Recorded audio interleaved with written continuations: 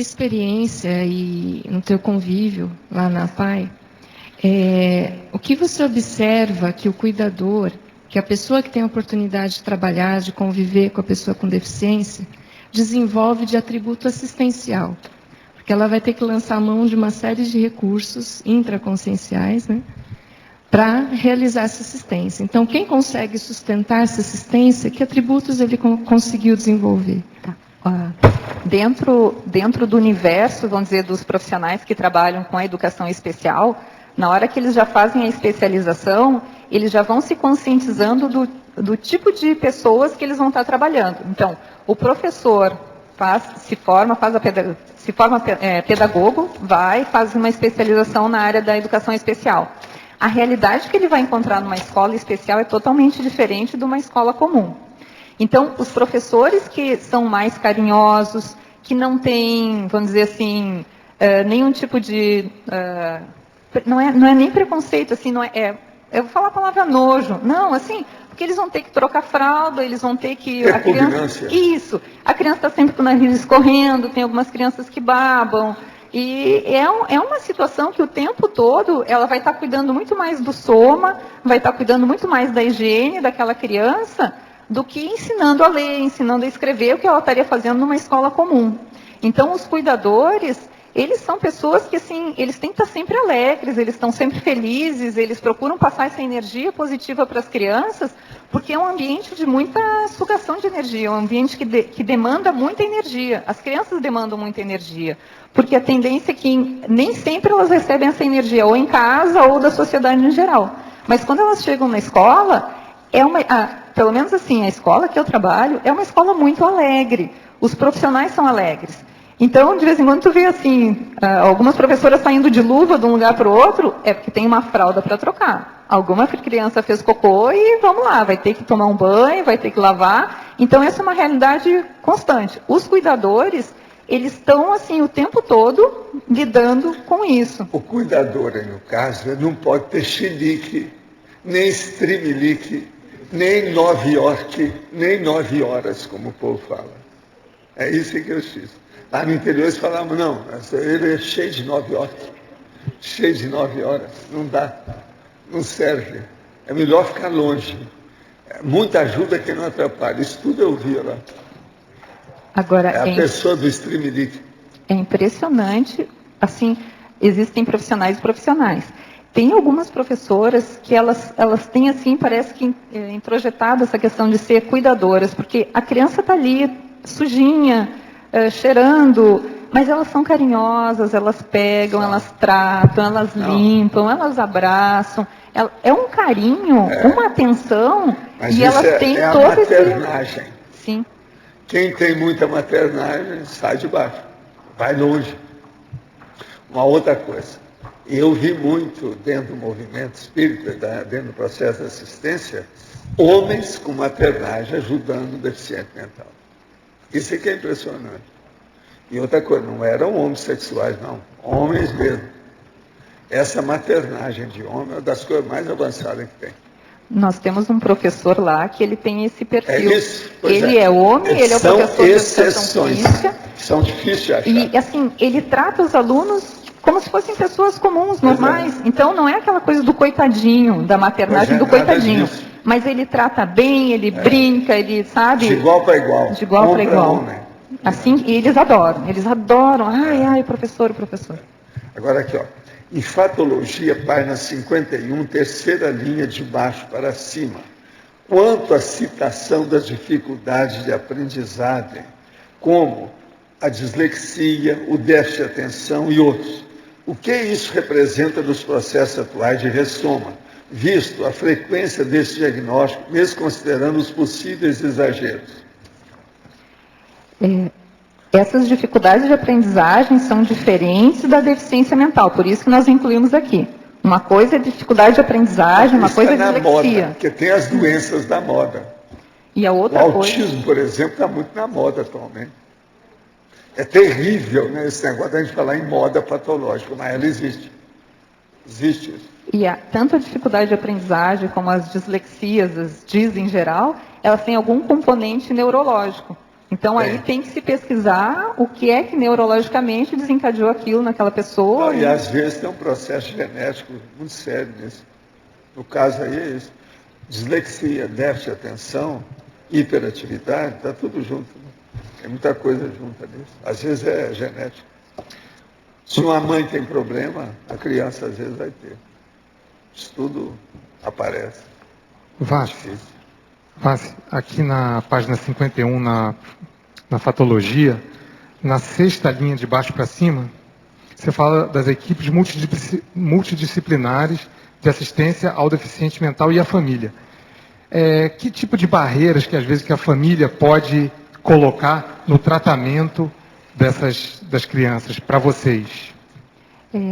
Quando as equipes multidisciplinares atuam com a criança, o que vai aparecer? O que a família faz ou não faz em casa, o que ela realiza e o que ela não realiza. O que ela propicia à criança e o que ela não propicia. Então, é muito evidente. A criança vai semanalmente para os atendimentos. Aí a gente chega e procura esclarecer para a mãe.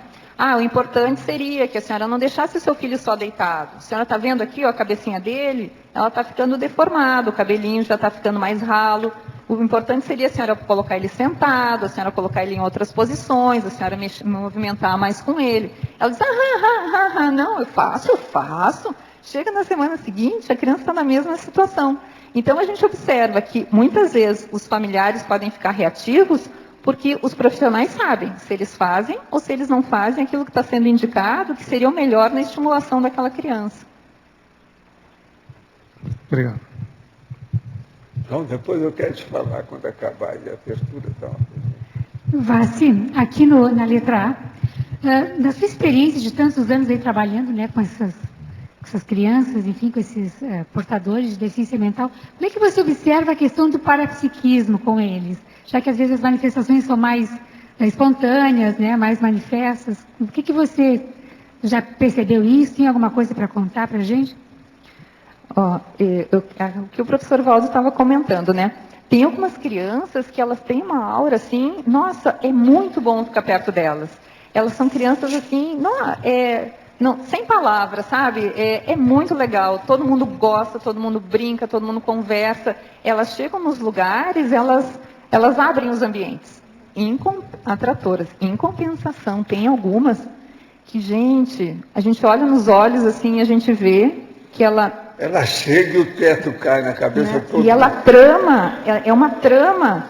Ela fica olhando para ver como que ela vai passar o pé para aquela pessoa cair. Ela fica olhando qual que vai ser o momento que ela vai dar o beliscão, ou quando que ela vai chegar e poder morder.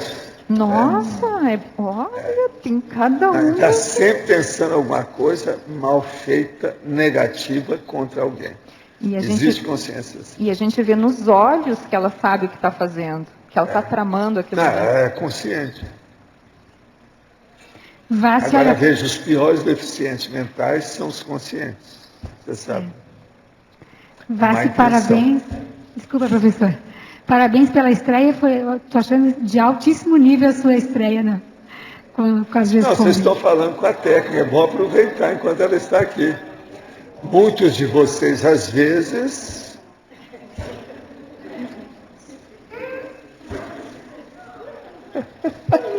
reticência. Eu não falei nada, eu pus reticência.